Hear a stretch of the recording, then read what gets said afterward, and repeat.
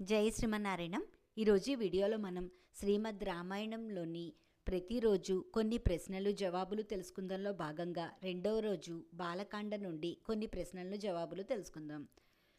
మొదటి ప్రశ్న, దశరథ మహారాజు పుత్ర సంతానం కోసం చేసిన యాగం పేరు ఏమిటి? రెండవ ప్రశ్న, దశరథ మహారాజుకు సలహాలు ఇచ్చే గురువులు ఋత్వికుల పేర్లు ఏమిటి? మూడవ ప్రశ్న, దశరథ మహారాజు పుత్రకామేష్టి యాగం చేయగా ఆ యాగం నుండి వచ్చిన దివ్య పురుషుడు దశరథ మహారాజుకు ఏమి ఇచ్చెను? నాలుగో ప్రశ్న, దశరథుడు ఆ పాయసంను తన ముగ్గురు భార్యలైన కౌసల్య, సుమిత్ర, కైకేయికి ఏ విధంగా పంచెను? ఈ 4 ప్రశ్నలకు సమాధానం తెలుసుకుందాం. దశరథ మహారాజు పుత్ర సంతానం కోసం చేసిన యాగం పేరు పుత్రకామేష్టి యాగం.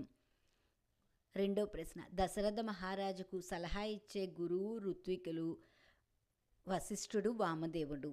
మూడో ప్రశ్న, దశరథుడు పుత్రకామేష్టి యాగం చేయగా ఆ యాగం నుండి వచ్చిన దివ్య పురుషుడు బంగారు పాత్రలో పాయసంను దశరథుడికి ఇచ్చెను.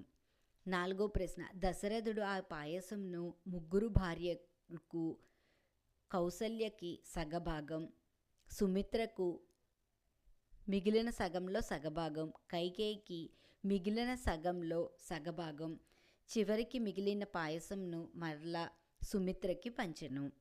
ఈ వీడియో మీకు నచ్చితే నా వీడియోని షేర్ చేయండి, లైక్ చేయండి. ఇలాంటి ఆధ్యాత్మిక వీడియోలు చూడాలంటే దయచేసి నా ఛానల్ని సబ్స్క్రైబ్ చేయండి. ఈశ్వరి గుడిమెట్ల. జై శ్రీమన్నారాయణ.